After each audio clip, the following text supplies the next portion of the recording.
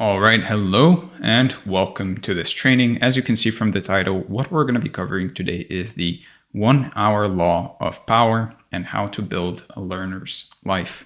And as you can see from the overview, what we're going to be discussing more specifically is the hidden equation of intelligence, the physics of insight, the learner's life and the knowledge economy, the law of compounding wisdom, designing the day for insight, becoming an intelligent system, the review, and your action items for the day or the next few days. So without further ado, let's just get started and talk about the hidden equation of intelligence. So every living thing survives through balance between the noise outside and the order that's inside. Every system that lives, whether it's a cell, a forest, a mind, or a civilization, faces one single challenge. It must stay adaptable enough to be able to handle whatever the world throws at it.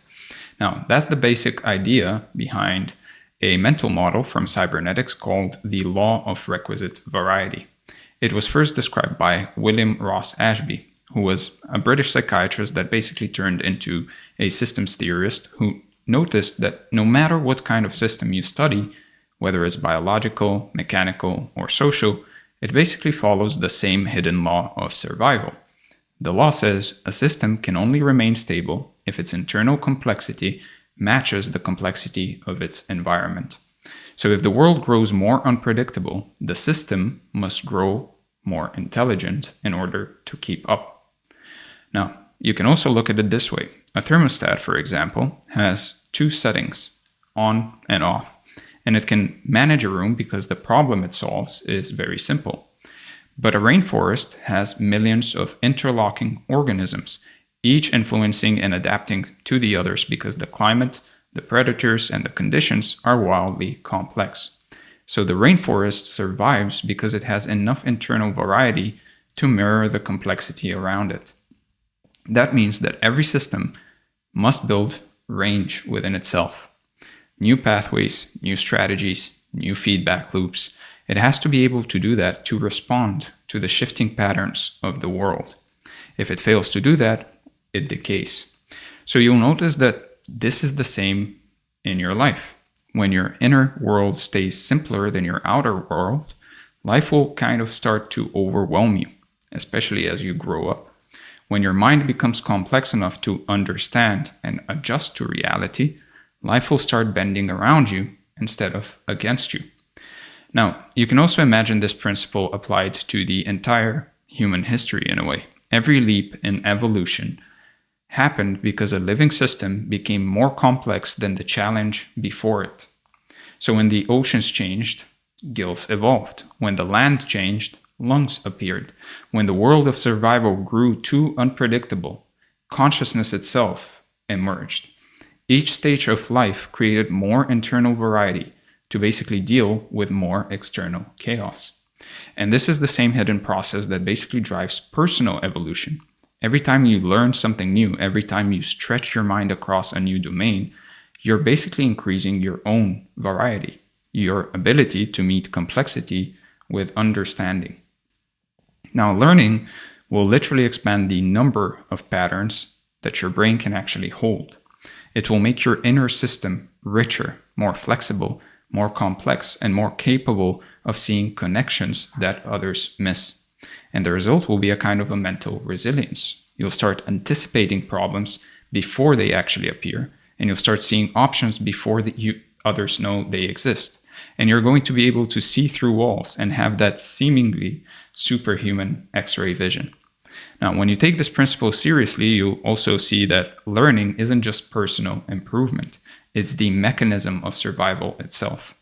The people who stay curious will always keep evolving. Those who stop will start fossilizing. And so you can picture the human mind as a living ecosystem. In the beginning, it's really a small garden. Predictable, easy to manage, but it's fragile and vulnerable when basically the weather changes.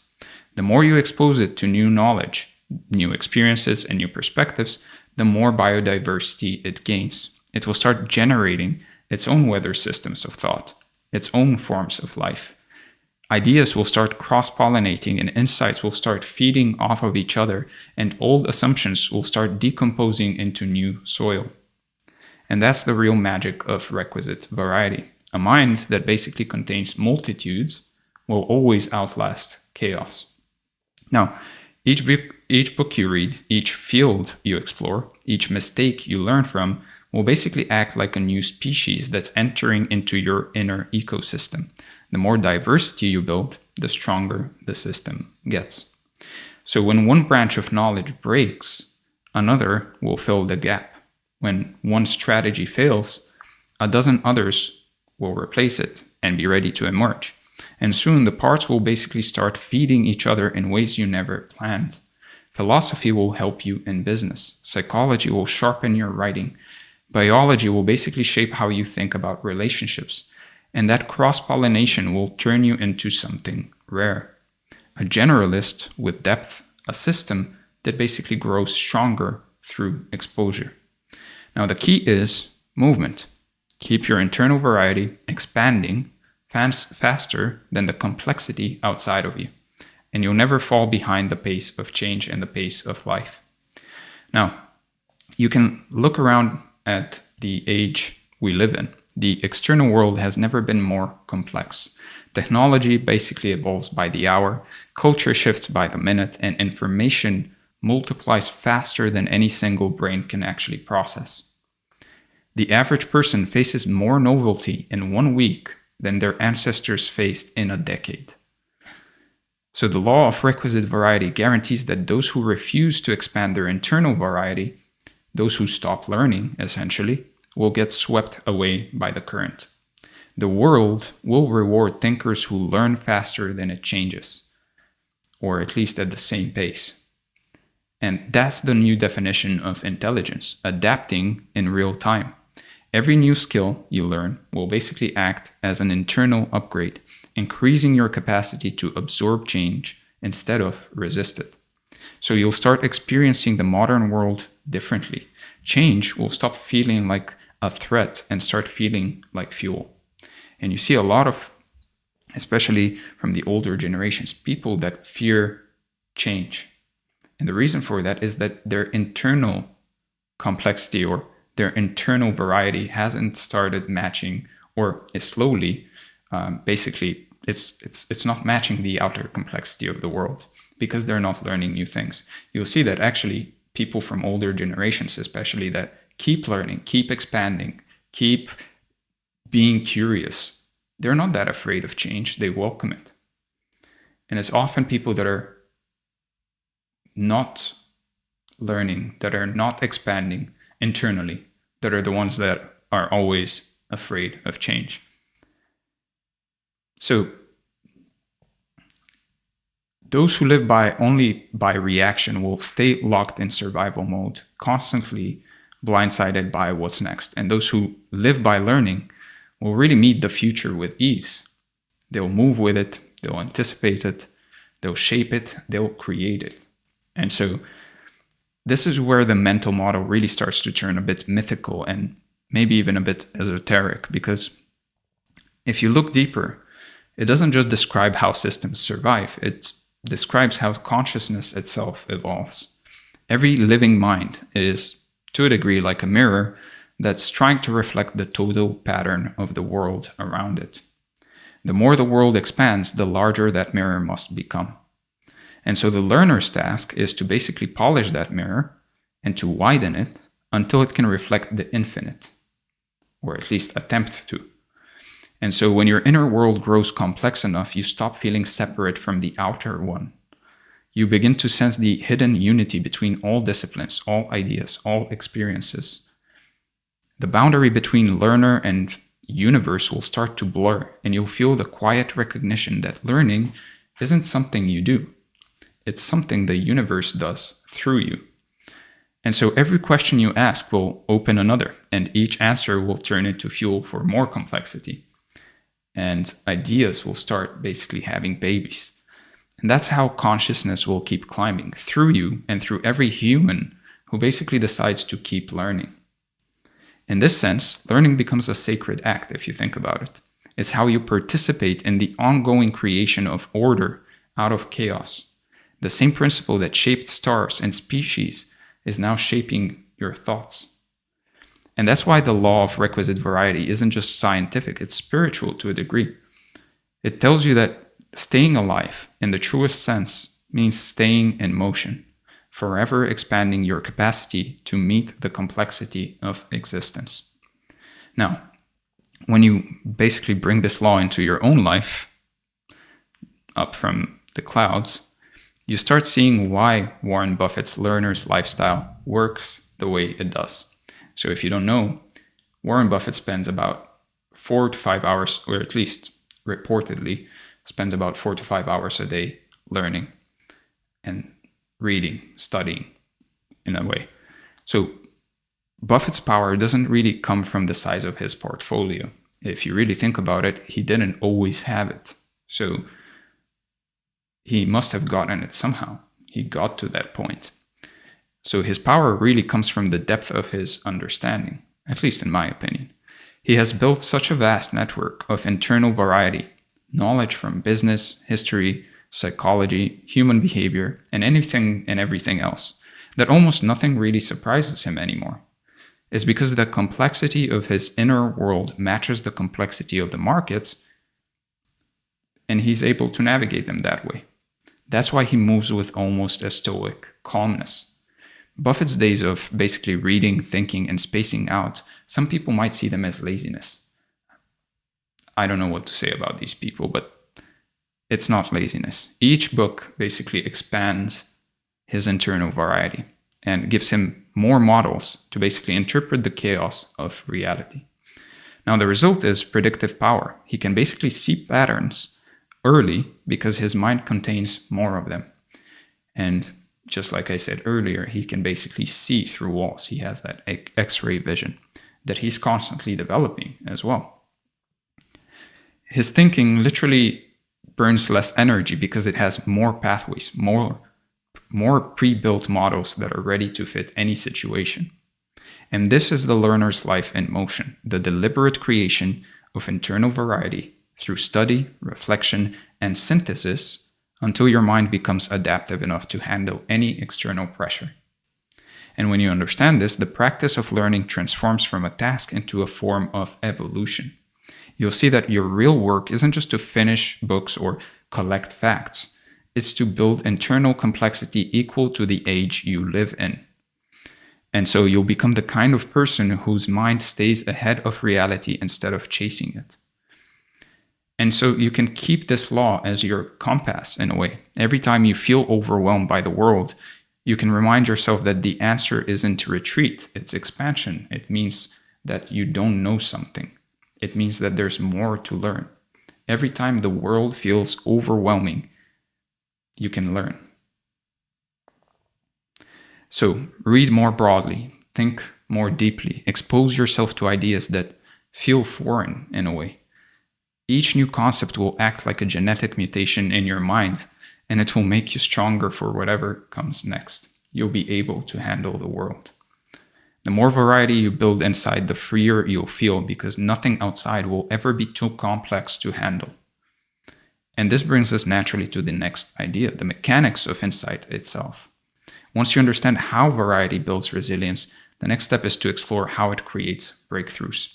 So let's talk about the physics of insight. So before you ever get serious about learning as a way of life, you need to understand why insight is the highest form of leverage in the modern world. You will see that every truly transformative breakthrough, every career leap, every moment where a single decision changes everything, always comes down to one thing: quality of insight. You'll notice how in a world run by information and change, insight will decide your influence, your wealth, and your freedom. And if you get this right, you'll start seeing life through a new lens. A lens that will basically show you hidden opportunities where others only see problems. You'll discover that insight will multiply the value of your time in ways brute force never will. And you can just picture this. A consultant who knows which button to press will command more respect, more freedom, and earnings than an army of people who only know how to push buttons. So every hour you invest in learning will turn into exponential returns down the line because knowledge will compound on itself, stacking skill on skill and idea on idea until you basically have built a toolkit that will solve any problem in your path. Now, the truth is, people who master insight will become irreplaceable because they'll basically always be able to see solutions that others just miss. And that's why a life spent chasing insight will really pay you back in ways most people can't even imagine.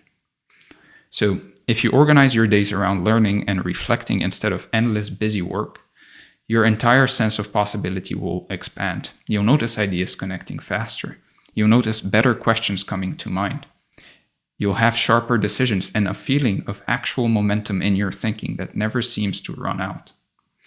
And so once you see the power of insight, the next move will be to realize how few people truly structure their lives to basically harness it. You'll understand that almost everyone else will fill their calendars with meetings and endless urgent tasks, never stopping to ask what actually matters or how they could do more by doing less. So distraction will be the enemy here. Because in the age of noise, your attention will get split into fragments. The person who protects their attention will gain years of progress for every year lived, while others will just chase their tails. And so the act of carving out real protected space for thinking and learning will start to feel like the highest form of self-respect. It will signal to your brain and to everyone else that you value your own growth. And you'll need to build a space, both physical and mental, that welcomes depth. The right environment will always signal to your brain that it's time to shift gears from reacting to creating, from busy to brilliant.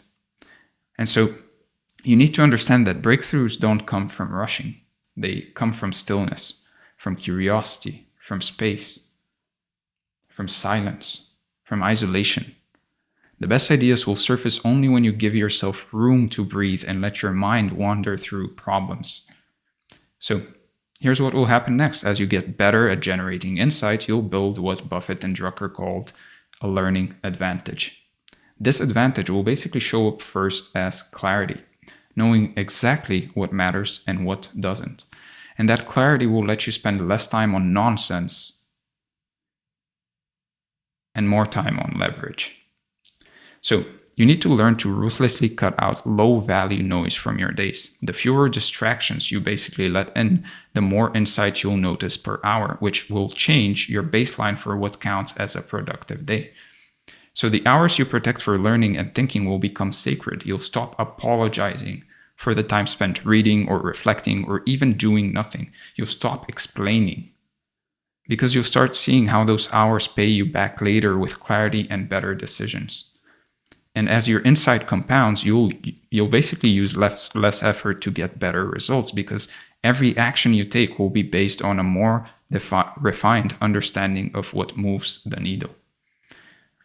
And you'll watch your identity shift from worker to thinker, from operator to architect. Each layer of new insight will peel back another limitation, showing you a new direction you didn't see before. Right now, you may be wondering how to turn all of this theory into real, everyday routines that actually move your life forward.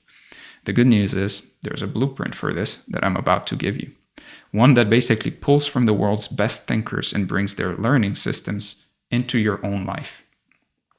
And you'll see how Buffett, Munger, and the top minds in any industry share the same simple pattern. They build their days around learning, around reflection and thinking, not around endless action. Their days aren't packed with to-do lists. Instead, they build long blocks of quiet time, hours for reading, hours for thinking, and space for the mind to make unexpected connections. There was this rumor, I don't know how true it is, from I believe it was the assistant of Warren Buffett, where his to-do list for a random Tuesday was basically just get a haircut. That was it. All of the other time he spent on learning or just thinking. silence. And it's probably the most productive time he has. So that rhythm will look strange to outsiders, but it will give you a level of control and direction that most people never reach. So when you set up your days this way, you'll notice how you start creating new ideas and finding leverage where others see only hard work. It'll feel like you have a head start on every challenge because you've trained your brain to see solutions before the problem even appears. And so as your momentum grows, you'll start to attract new kinds of opportunities. You'll notice that people seek out your perspective because you'll have a reputation for knowing, for clarity, and for results that are rare in this world full of noise, basically. And so the world will send more complexity your way, but you'll greet it with a smile because first off, you enjoy it and you know you can handle it. And because you'll know you have the mental tools to make sense of anything that comes your way. And others who value insight will gravitate towards you. And soon your learning will accelerate through better conversations and from higher quality connections. So build your personal brand around being the person who gets it quickly and always knows what matters. The reputation will become a magnet for opportunity and growth. And so each insight you gain will combine with the last, and it will give you more leverage, more power, and more creative fire with every passing year. And so remember, insight isn't a one-time breakthrough. It's a practice you'll cultivate for life. So you need to build habits that basically make this process automatic, almost. So your future will always expand as you grow. So even if you just have 1 hour a day, in the morning or in the evening, use it to pursue new ideas, to challenge old assumptions and to question what you know. And stay curious, don't just learn facts. Chase understanding, push your boundaries, and keep exploring questions that matter. Go to the foundations of the things you're learning, to the first principles of things. And make time to review what you learn and let your mind simmer on big questions, because the longer you reflect, the deeper your insights will get. And over months and years, this habit will basically reshape you into someone who always grows, who always adapts, and who leads with fresh ideas, no matter how the world really changes. So, most people overthink on things that don't matter.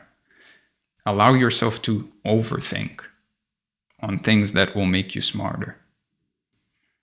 Now that you understand why learning is the real engine of growth and power in the modern world, you're basically ready to see how the entire economy is shifting in favor of those who actually live this way. So the next step will be learning to spot these changes and to use them so you can shape your own learner's life with intention. So let's talk about the learner's life and the knowledge economy. So look, everything about how value is created in the world has changed. What used to really depend on physical labor and brute force, repetition, hours on the clock, now depends on understanding, creativity, and mental flexibility. So the entire global economy has shifted from producing things to producing knowledge. And that change has made learning the new currency. You'll see that in this new world, the people who think clearly will always earn more, move faster, and adapt quicker than the people who just work hard. It's no longer about how many tasks you complete in a day, but rather about how deeply you understand the system you're operating inside. So in the industrial age, the way to win was through efficiency, doing the same things better, faster, and possibly cheaper. Machines took that model and basically perfected it, and that's why it no longer belongs to us. Humans have moved up the value chain. The most valuable skill you have now is sense making, the ability to interpret complexity, identify patterns, and make smart decisions in environments where everything keeps changing. So the companies and individuals that thrive will be the ones that understand this. They'll stop measuring productivity by output per hour and start measuring it by insight per day. And you can look around. Buffett earns billions from thinking. Naval builds wealth from judgment. Elon reshapes industries from understanding first principles. Each of them treats their mind as capital and their time as a field for cultivation. And that's why this section matters so much, because once you start living inside the learner's life, you'll stop competing in the labor economy and start operating inside the knowledge economy, the place where ideas, insight, and strategy rule.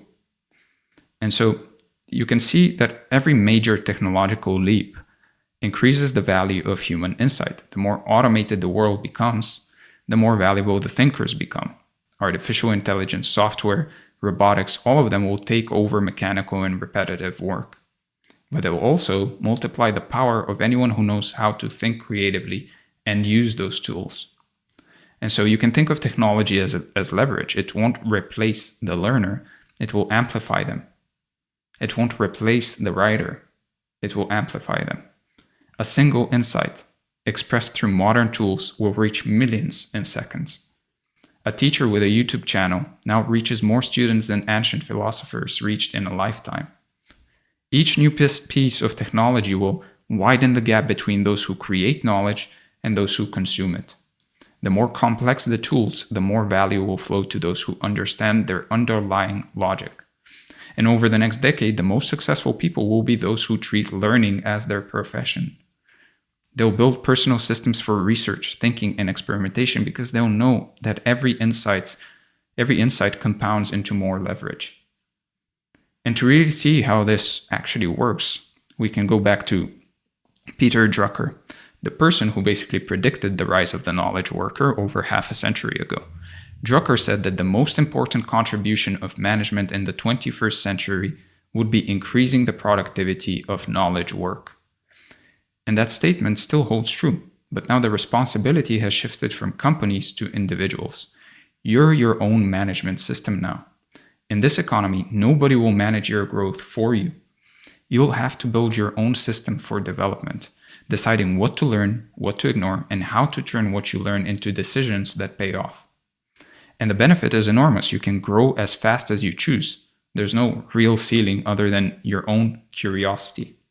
And the challenge is equally real. If you stop learning, you'll stop adapting. The market will outpace you because it rewards those who think ahead. Now, Drucker's model shows that learning is no longer a luxury or an optional side habit. It's the foundation of how every modern career really sustains itself. And this is why Buffett's lifestyle suddenly makes perfect sense here. His job isn't to manage people, it's to manage insight, knowledge. He spends 80% of his time reading, thinking, and reflecting because his leverage comes from judgment. Every great investor, strategist, or creator now works the same way. They earn by thinking, not by reacting.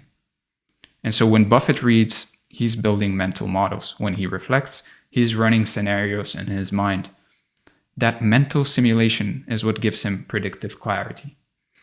And so each hour of thinking will save him weeks of wasted movement, maybe years. And over decades, those savings compound into results that look almost supernatural. And you can build your work life the same way. Every hour you spend refining your understanding will multiply your results. Every book you study deeply will become an invisible lever that moves your entire career forward. Now, notice the subtle truth here, or even to a degree, it's a paradox. The learner's life doesn't really look busy. It looks pretty quiet. The schedule is sparse, the meetings are few. To the untrained eye, it might even look like idleness. But what's really happening underneath is intense information processing, synthesizing decades of data, compressing complexity into simplicity, and turning chaos into order. And once you start living like this, you'll need to redefine what productivity means to you. The most productive hours of your day will often look like silence, or reading, or walking. Your mind will need empty space to do its best work. It will reorganize what you know when you stop forcing it to produce. So create deliberate blank time in your calendar. Don't think that it is wasted time. It's incubation. Those hours will generate more value than almost anything on your to-do list. And this new definition of productivity will feel strange at first, but once you understand it and you start seeing the results, you'll never go back. The next thing you'll realize is that learning itself has become a form of wealth. In the knowledge economy, education is no longer something you finish, it's something you live inside. Every piece of insight you gain becomes a lifelong asset that pays you forever.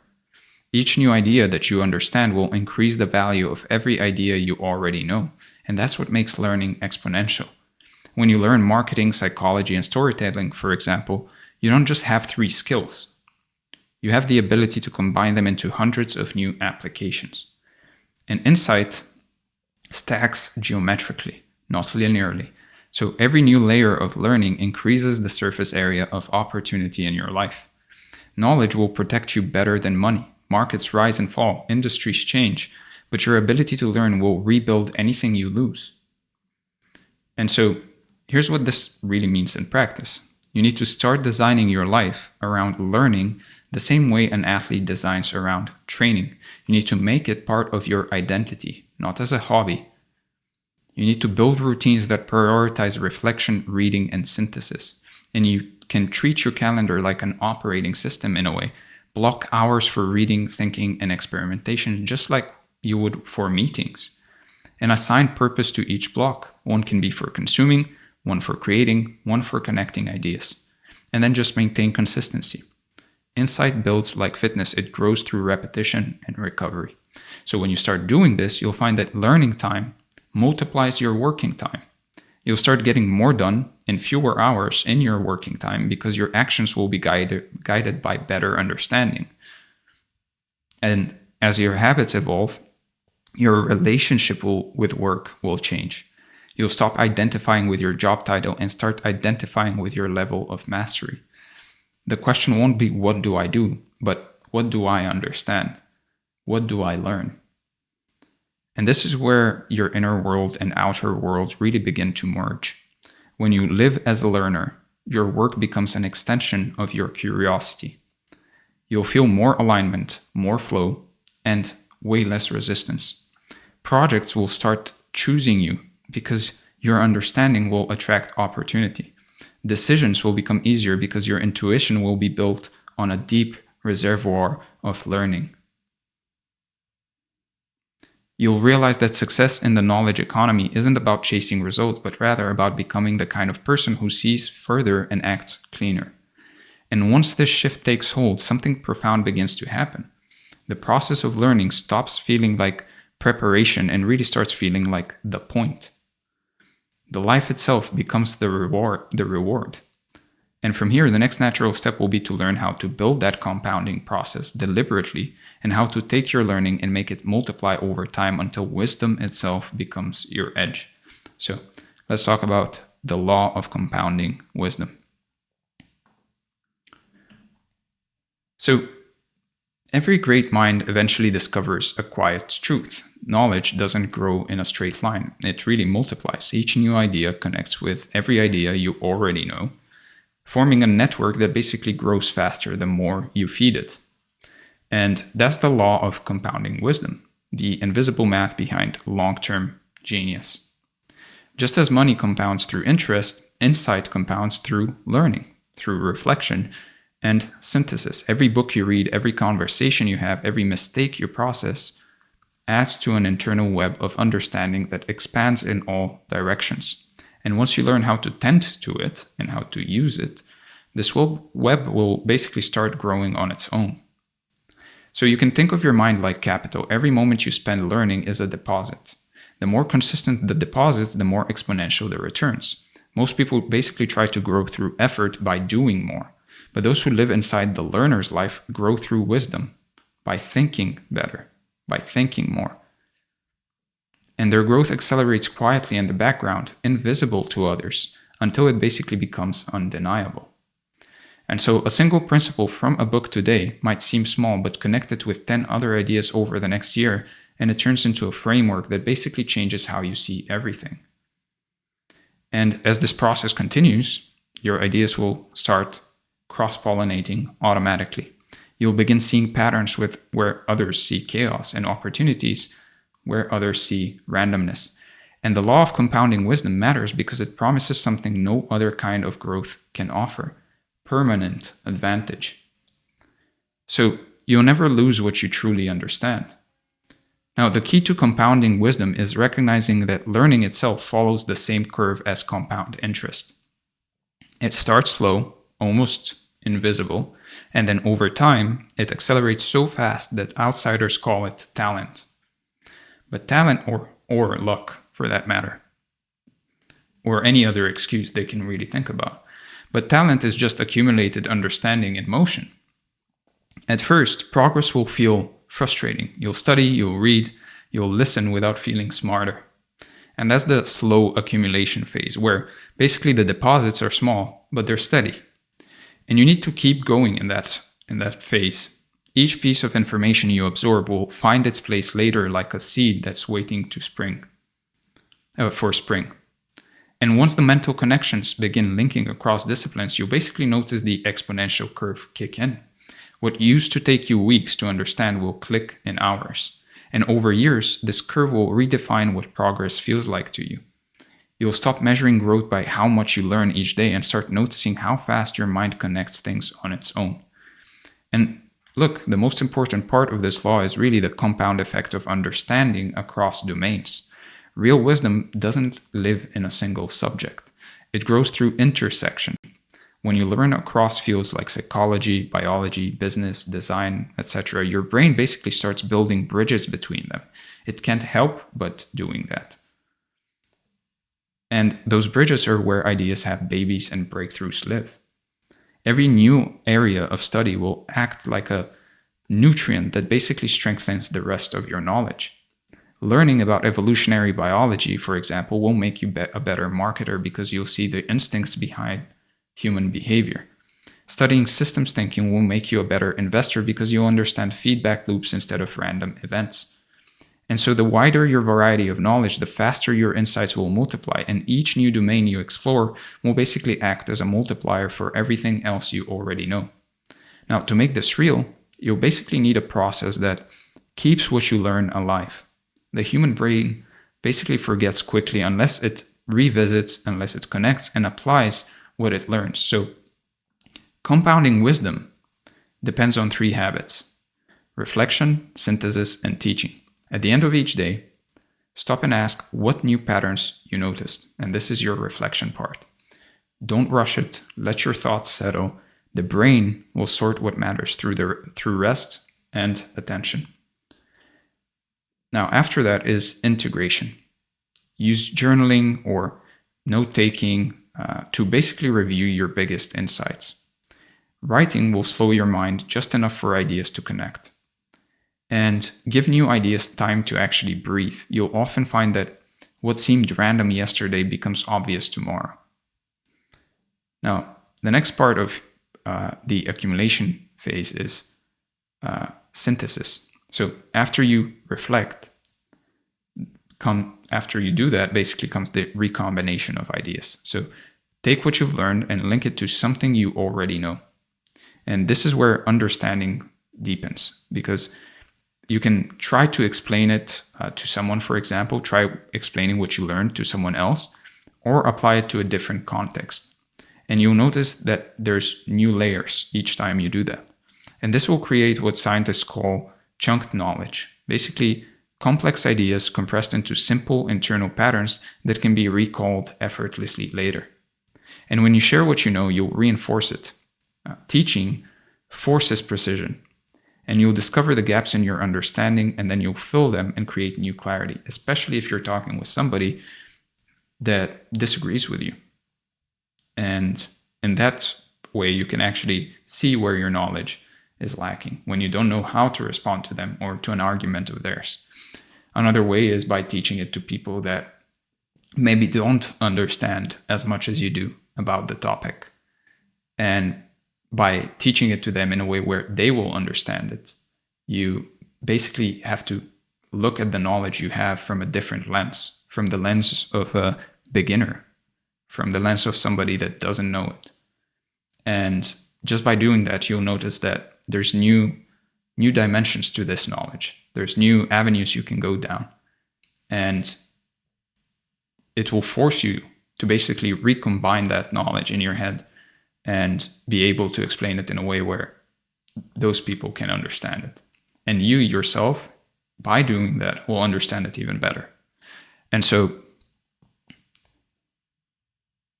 compounding only really works when the system stays active. So obviously, if you stop feeding it, if you stop learning, the curve will flatten. So the mind needs motion to stay sharp. And that's why curiosity is the fuel here. You need to keep feeding it diverse inputs. Curiosity keeps the mental circuits alive and ready to connect to new data, and ready to create new data and connect it to old wisdom. So build a rhythm that basically keeps you exposed to new information without drowning in it. Set boundaries around your learning, so you can keep it in an hour, for example, or 2 a day. And quality beats volume when it comes to insight. So reading good books, going through good courses, actually pushing yourself in terms of knowledge and understanding is what's going to help here. So try to rotate. One way to do that is to try to rotate between fields. Spend 1 week diving into neuroscience, for example, then another exploring philosophy, then shift to storytelling or finance. Always bring it back to your core pursuit and basically ask how this new idea might improve your judgment or creativity or decision making. And then protect your attention like a resource. Energy wasted on noise will not compound. The more focused your curiosity, the faster your understanding will grow. And so as your learning compounds, depth replaces speed. You'll begin to feel time expand in your work because everything connects more easily. You'll think slower but clearer. And your output will become more elegant because it will contain the distilled essence of thousands of hours of unseen thought. Now, depth will make your ideas heavier. They'll carry more weight because they'll rest on a network of real, actual understanding. And people will start seeking your perspective because it feels grounded, reliable, and rare, and your decisions will age well. That's the ultimate measure of wisdom. It's accuracy over time. Paradoxically, the more complex your understanding becomes, the simpler your expression will get. You'll see patterns beneath the noise and explain it cleanly. And that's when you know compounding has matured into mastery. Now, compounded wisdom grows more stable with age. The longer you practice this, the more your mental models reinforce each other. So you'll find yourself making fewer mistakes, and when you do, you'll recover faster because the structure of your thinking will absorb the shock. And over time, this will build a kind of mental wealth. Calm confidence born from knowing that you can understand anything if you give it enough attention. And each lesson you've learned in the past will keep paying dividends because it integrates naturally into everything new you encounter. And you'll start feeling unshakable because nothing will seem truly unfamiliar anymore. Every problem will echo something you've already solved in another form. And that's the real reward of compounding wisdom. It doesn't only make you smarter, but it also makes you steadier, and you'll stop reacting and start responding. You'll stop chasing, and instead you'll start choosing. And as you live this out, you'll basically start to see that compounding wisdom reshapes your entire life's architecture. It influences how you plan, how you rest, how you spend your time, and it turns learning into your default mode and reflection into your recovery. And each day builds on the last. Each insight will connect to the next. And life itself will become coherent. And it will become a coherent unfolding of understanding. So you'll start noticing rhythm everywhere in your thoughts, your work, your relationships. Wisdom creates coherence. Everything begins to align under one guiding theme: growth through understanding. And problems won't feel like threats anymore. They're going to basically feel like puzzles that are waiting to be mapped onto what you already know. And each year will feel richer because the same lessons will reveal deeper layers over time. What once felt complicated will now feel almost elegant in its simplicity. And when this happens, you basically see that the ultimate goal of the learner's life isn't to really collect knowledge. It's to create wisdom that sustains itself. Wisdom that basically feeds your actions for decades. And eventually all of this leads you to one simple realization: the compounding process needs structure. Without rhythm and routine, even the most brilliant mind will scatter its potential, and the next step will show you how to create that structure, how to design your days and weeks so that learning doesn't just happen by accident, but compounds automatically, building a life that gets smarter as it moves forward. So let's talk about designing the day for insight. So wisdom doesn't compound in chaos, it compounds in rhythm. So if you look at every high performer who builds empires of understanding, whether that's Buffett or Munger, Drucker, Gates, even Da Vinci, you'll find one quiet pattern behind all of them. They don't just learn randomly, they build their days like they're engineers. They know that energy flows where structure allows it. The design of your day will either multiply insight or strangle it. And this section is going to be about learning how to build that structure, the schedule, the environment, and rhythm that basically make clarity automatic. So once you master this, your mind will start generating understanding on its own because the conditions will support it instead of suffocating it. So you'll notice that most people's days are built very reactively. Their schedule belongs to everyone but them. They wake up, they check their phone, they answer messages, and they start running. And every hour is basically an interruption disguised as an obligation. And what this design creates is cognitive debt. Their mind never resets, it never integrates, it never reflects. And without deliberately creating a structure to your day, wisdom can't compound. But when you create a schedule that serves learning first, life starts to feel lighter and progress starts to accelerate. So the mind will always become what it repeatedly experiences. If your day is filled with noise, your thoughts will stay shallow. If your day has space for stillness, for thinking, for silence, your thoughts will deepen. And the reason Buffett reads for 5 hours a day isn't because of some form of indulgence, even though he probably enjoys it as well, but it's more so a deliberate strategy. He's creating the space that lets ideas connect below the surface. And that's what your day really needs, a container for the connection of ideas. So when your days are designed for learning, time will stop feeling scarce, and you really realize time management isn't that important. Attention, on the other hand, controls what happens in that time. And you can actually manage your attention. Once your attention moves deliberately, everything else follows.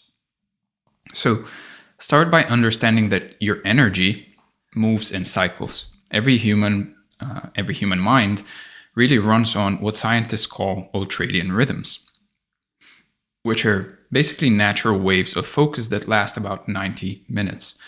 And then they're followed by short dips where the brain basically needs rest. And when you learn to surf these cycles instead of fighting them, your productivity and insight both will skyrocket. So you need to structure your day around these natural waves. And you can work deeply for one full cycle and then pause for 10 to 15 minutes to basically walk, stretch, or stare out the window. Anything that's not your phone, by the way. This sounds overly simplistic, but it will double your cognitive output without really increasing your effort.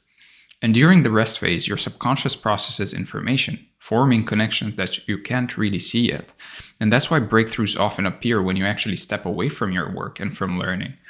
So protect those pauses and don't fill them with screens or conversations. Just let your mind wander. The wandering is where insight lives. And so this rhythm will feel like breathing for your brain. You inhale through focus and then you exhale through reflection. And you'll start noticing ideas arriving more smoothly and decisions requiring less strain. And once you have your rhythm, the next step is really environment. The space you work in will almost always shape how your brain performs. So every cue in your surroundings, whether that's light, sound, temperature, layout, or anything else, really sends signals that either invite focus or repel it. So look around your workspace right now. Everything you see is either noise or fuel. So if your desk is cluttered, your mind is probably cluttered as well. And how we do one thing is how we do everything. So Create a workspace that feels calm and intentional, and keep only what triggers clarity. Remove anything that distracts or drains attention. So a clear desk with one open book, for example, or a journal and a cup of coffee. Think about what that does to you, and energetically what it does to you and your brain. It will basically prime your mind for depth. A desk cluttered with cables and notifications, on the other hand, think how that will make you feel. How that will make you feel energetically and what it will prime your mind for. It will just basically fragment your attention, your depth, your mind, your thoughts. So use light strategically as well. Natural light in the morning will actually signal alertness, and dimmer tones in the evening will signal closure. So your environment teaches your mind what time it is. And when you sit down in a space that's really designed for focus, you won't have to force yourself to work, or to study for that matter, or to learn. The environment will cue your behavior automatically, and it will save willpower for thinking instead of resisting distraction. Now, after you've handled your environment, and I have plenty of trainings on that, after that comes sequence. So the order of your day, the sequence of your activities, that will basically determine the quality of your thinking. Insight requires contrast. It requires tension and release, effort and rest, exposure and integration. Your day must alternate between these poles. So begin your day with learning, because the brain, it actually wakes up hungry for novelty. And that's where your dopamine levels are highest as well.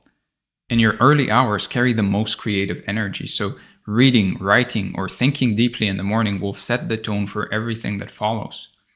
And try to avoid reactive tasks like email or social media until after your first learning block. The first hour will basically program your mind for the rest of the day.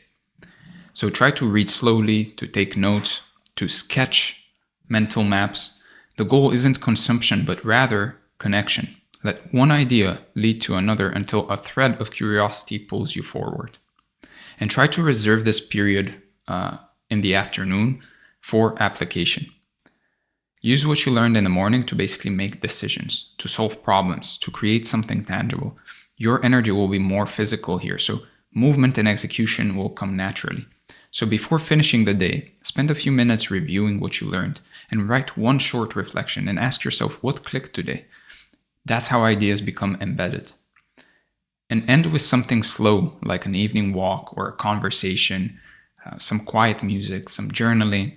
It basically, or whatever for that matter, but it has to be something that allows your brain to think for a bit, to kind of reflect on everything. And it will signal to your mind that the day's inputs are complete and it's safe to rest. And as this sequence becomes routine, your days will actually start flowing instead of fragmenting, and you'll feel less like you're managing time and more like you're directing energy. Now, the next part after that is time allocation. So the people who master learning treat time differently. They divide it into 3 layers: input, reflection, and creation. And each one feeds the next, and skipping any layer really breaks the circuit. So the first one is input, and this is your reading, listening, and study time. It's where you absorb raw material. Schedule at least one focused block every day for it, even if it's just an hour or 30 minutes. And try to mix your inputs. Combine technical learning with philosophy, science with art, fiction with business. The wider your inputs, the richer your synthesis will become. And try to protect this time like a meeting with your future self, because learning is the one appointment you can't afford to miss. After that is reflection. And this is your thinking time. It's where your brain digests what it just consumed. Without reflection, information will just stay inert. So you can use a journal or some voice notes or quiet walks or a Notion database. Just pick one idea from what you learned and explore it from every angle. Now, reflection turns information into understanding. It's basically the difference between reading a book and actually absorbing and understanding it. Now, the next one is creation. And this is where understanding really becomes expression. It's what YouTube is to a degree built on. It's to what content in general is. is writing, teaching, building, sharing something based on what you've learned. Teaching completes the learning loop. You'll start noticing that every act of creation really clarifies your own mind, like we talked about earlier. The best way to learn faster is to explain, and to explain faster. And when you create regularly, the loop of input, reflection, and creation becomes self-sustaining. You'll feel your learning feeding itself. And after a while, after you start learning and really taking notes, really reflecting on the things that you're learning, you will want to create. Because if you're truly learning and reflecting on things, you'll want to share it with others, and you'll want to improve your learning in general. And without creation, you're kind of missing one pillar of this cycle, of this loop. And without creation, it's just input and reflection, input and reflection. And while there's nothing wrong in that, many philosophers did that. A lot of philosophers, though, couldn't help but actually create because of that. So they had input, reflection, and their reflection was also their creation. They published their reflections, essentially. So over time, as you increase your input, increase your reflection, your mind will want to create something out of it. It will want to synthesize those ideas.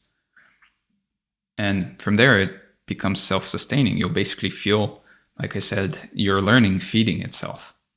And once your time and environment are aligned, the next variable is really energy management.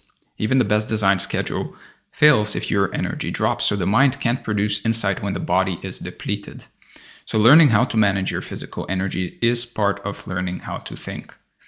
So keep your energy steady by anchoring your day with movement and nutrition. Walk before you work. Eat clean. Light meals. Whole, unprocessed, healthy foods. All of those will basically, why that is important is it will stabilize your blood sugar. And try to drink water like it's part of your discipline, because honestly it should be. And it should be part of your whole learning schedule. Obviously a dehydrated mind is not a very smart one. So use short bursts of physical activity as well to just refresh your focus during the day. And a 5-minute stretch or a few push-ups will basically reset your nervous system faster than any amount of caffeine will. And especially in the later parts of the day where it's preferred to not, or it's recommended to not necessarily consume any caffeine, you'll need some of these other more natural ways to increase your energy. And the next one is sleep and rest. So sleep, obviously, it's not some kind of a reward. It shouldn't be treated as one. It is a necessity. And it's the foundation of cognitive performance. Just like I said, a dehydrated mind is not a very smart one. Well, an underslept and unrested mind is also not a very smart one either. So it's the foundation of cognitive performance. So protect your nights, protect your sleep like you protect your learning time. It's that important. And as your energy stabilizes, you'll notice something subtle. Your emotional volatility will fade. Insight requires calm energy, and it won't arise in tension. So physical care really creates mental space for you to be able to think. And you'll know that your day is well designed when insight starts arriving unannounced. You'll catch yourself connecting ideas in the shower, during walks, mid-conversation, mid-learning, mid-reading a book, mid-page, mid-exercise, mid-gym time. And this isn't random. It's what I like to call delayed synthesis. Your subconscious has room to work because your conscious schedule made space for it. And so you'll start noticing ideas echoing through your week. A concept you read on Monday will all of a sudden show up as a solution on a Thursday. And that's how the mind rewards structure. Every new rhythm will make insight more predictable. You'll stop waiting for inspiration because your process will summon it, basically. And even when life feels chaotic, your system will hold. A well-designed day will basically act like gravity. It will pull scattered energy back into order. So the final benefit is really peace, honestly. When your day works like this, thinking stops feeling like strain and really starts feeling like flow. And over time, this rhythm will become self-perpetuating. You won't have to force learning anymore. It will happen naturally inside the design you've built. And as your system compounds, something deeper will begin. The shift from control to harmony, from schedule to symphony. And the next part of this journey will basically show you what that looks like in motion, how rhythm, routine, and focus will merge into a larger pattern that organizes your entire week around mastery. So let's talk about becoming an intelligent system. So every person who masters anything eventually discovers a threshold where learning stops being a thing you do and becomes a thing you are. And at that point, the process runs itself. You stop thinking in fragments and really start operating as a single, self-correcting organism, an intelligent system. The same laws that govern how ecosystems adapt, how algorithms learn, and how civilizations evolved also apply to you. So the purpose of this section is really to show you how to cross that threshold, to build a personal system that learns from feedback, adjusts to change, and keeps improving without needing endless motivation. So every intelligent system shares 3 traits. It takes in data, processes it, and then refines its behavior based on the result. And that's how evolution built life. It's how the brain also develops intelligence and how machine learning models also become accurate. When you structure your own life this way, your growth stops being random. You'll create a living framework that uses every experience as input for improvement. And your thoughts, your emotions, your habits, and results are all feedback. Every moment will either confirm or correct your understanding of reality. And the more quickly you interpret that feedback, the faster you'll evolve. So your system will thrive when it collects feedback with precision, processes it with honesty, and adapts with consistency. And these are the same 3 functions that basically make any organism intelligent. So once you start seeing yourself as a system instead of a set of goals, progress will accelerate naturally. And you'll stop forcing growth and start designing conditions where growth is inevitable. So the first part of really building an intelligent system is awareness. Systems can't improve on what they can't detect. Awareness is your sensory input. So it's how you notice what's working and what's not. Without awareness, really even the smartest plan will decay in noise. So awareness begins with tracking. The brain loves patterns, and so tracking gives it clarity. And you need to track what you read, when you think best, what drains or restores your energy, and what kinds of work give you the most insight. So try to keep your tracking simple. You can use a notebook, you can use a voice message, you can use a single digital log such as Notion, for example, and just write down what you're learning and how it's affecting your thinking. And over time, you'll see invisible patterns surface. Those patterns are going to be feedback loops in disguise, and they'll show where your system is leaking and where it repeats errors. So awareness will turn failure into data.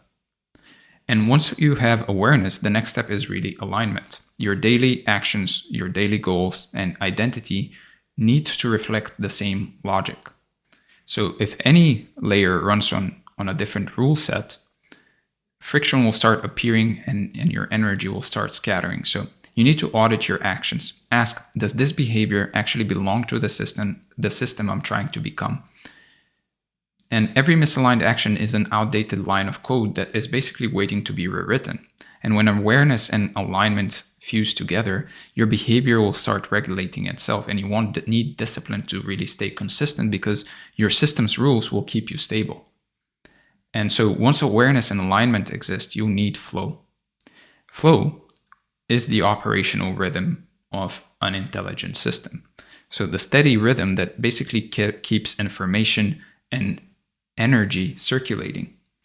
And in biological terms, flow is just metabolism. In mental terms, it's the cycle of input, reflection, and output that basically keeps wisdom compounding. So the flow loop has 4 phases: gather, integrate, apply, and adjust. Each feeds the next. So the first phase is gather, and this is your input phase, as we talked about earlier. Reading, studying, observing, it brings data into your system. Then we have integrate, and this is your reflection phase. It's where you connect new information to old knowledge and create fresh insight. Then comes the application phase, and this is your experimentation phase. This is where insight becomes action and experience becomes feedback. And finally, we have adjust, and this is your adaptation phase. It's where feedback reshapes your next move and the cycle begins again.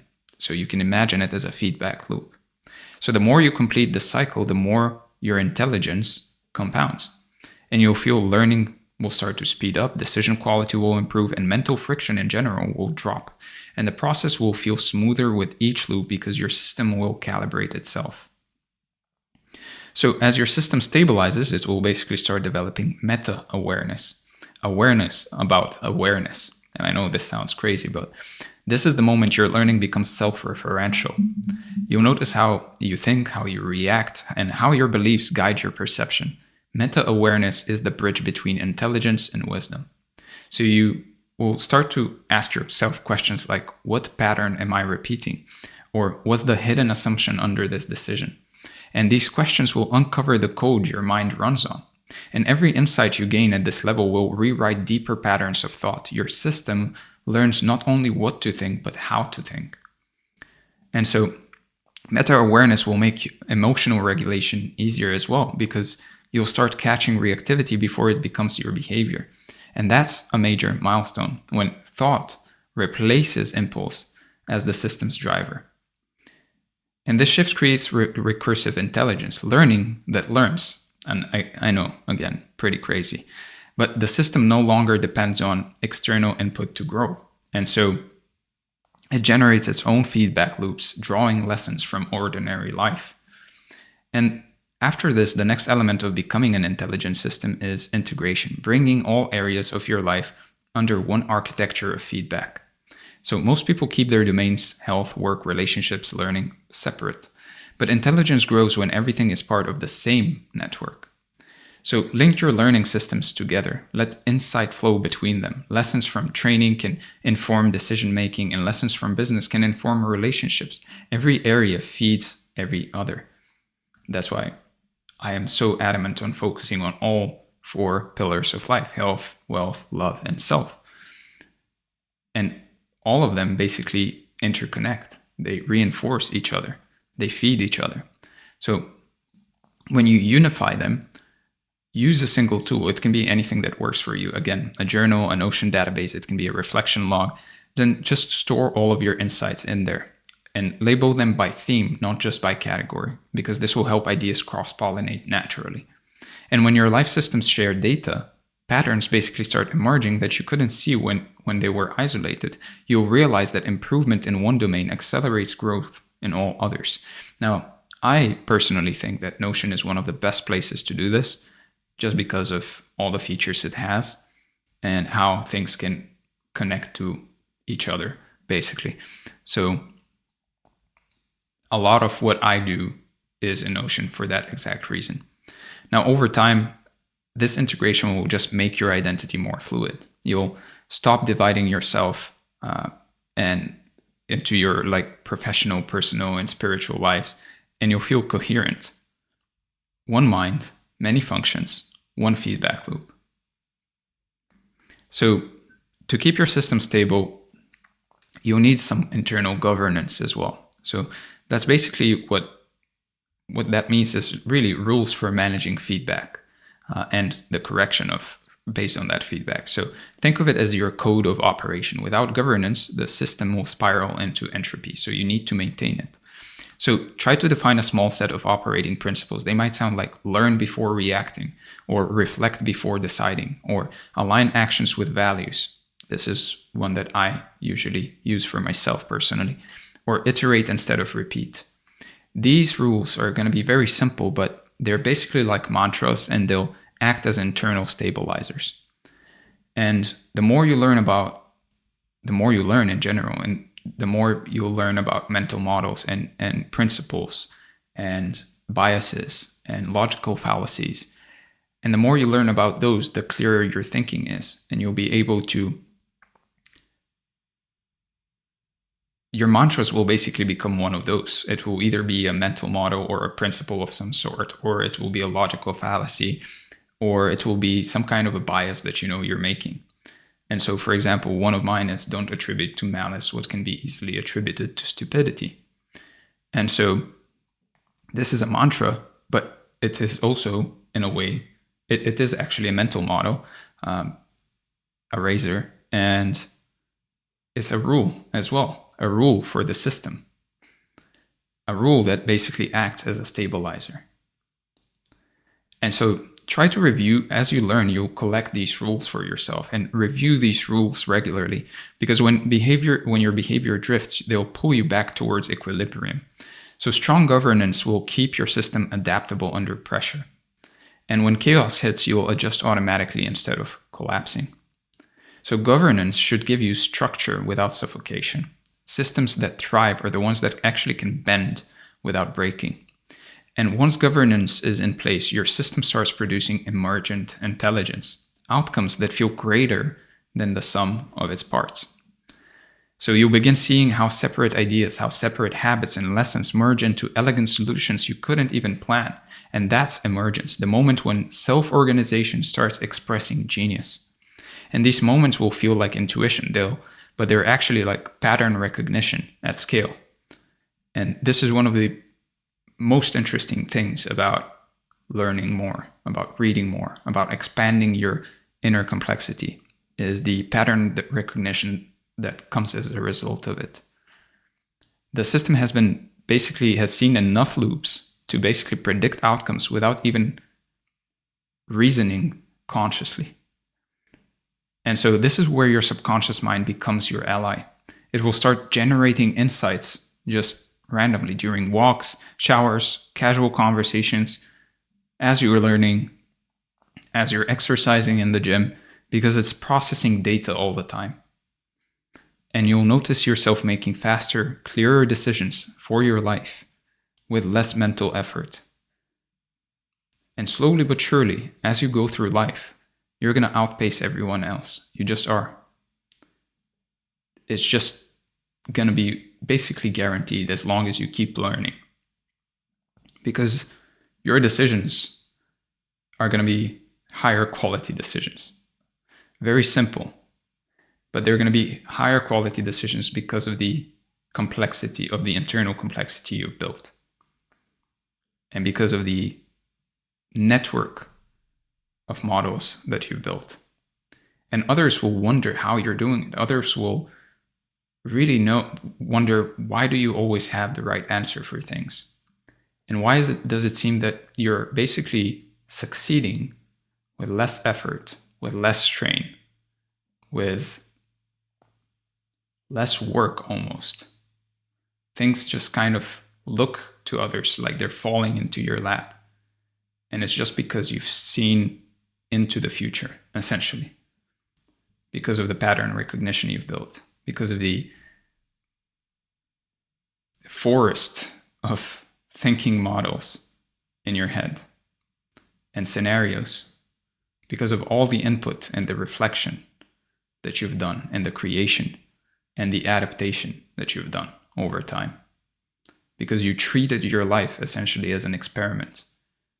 And you learned and you experimented and you went back to the beginning.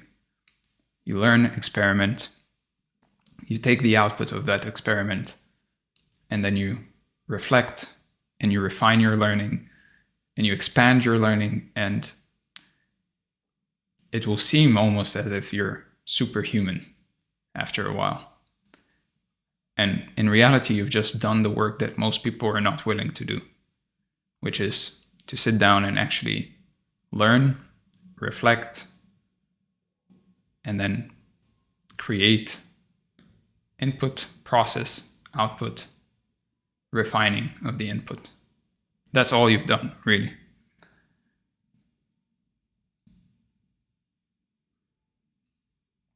So after some time, you'll notice yourself making faster, clearer decisions with less mental effort.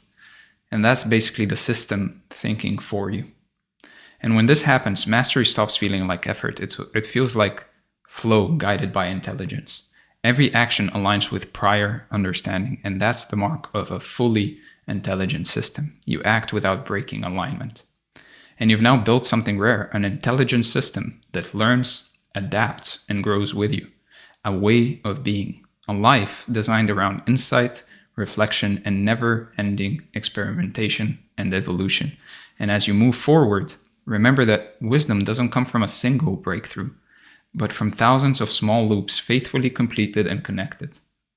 So keep the rhythm, protect the hour, trust the process, and watch as your capacity for understanding compounds into something far greater than you've ever imagined. The learner's life isn't a destination, it's the journey itself. And you get to live thousands of lives 1 hour at a time. So let's go through the review. We talked about the law of requisite variety, the physics of insight, the learner's life, and the knowledge economy, the law of compounding wisdom, designing the day for insight, becoming an intelligent system, the review, and finally your action items for the day or the next few days. First, block out a protected hour this week for uninterrupted learning and turn off every notification. Put your phone in another room and go deep with a book, course, or a thought session. And make this appointment with yourself unbreakable, and notice how even a single focused hour will create momentum that lasts for days. And then try to set up a single journal or a log or some kind of a digital system like Notion, for example, where you track your learning, your insights, and feedback each day. And just review what worked, what surprised you, and what patterns you see.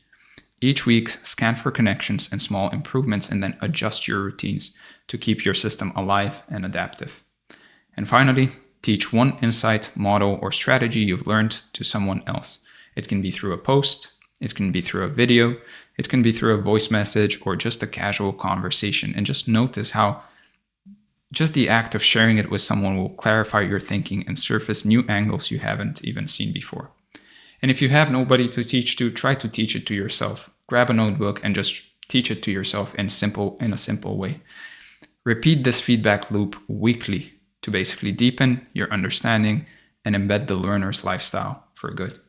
With that being said, I hope you enjoyed this training. It was definitely a pleasure of mine to create. It's one of those topics that I'm really, really passionate about. So if you enjoyed it, make sure to let me know in the comments. Give this video a like. Subscribe to the channel if you enjoyed this video and if you want to see more. And if you want to work with me personally, one-on-one, book a call from the second link in the description, especially if you are an entrepreneur, a creator, or a professional. And if you want this training along with the document, then make sure to join the free community from the first link in the description. With that being said, again, thank you for being here, and I'm going to see you in the next one.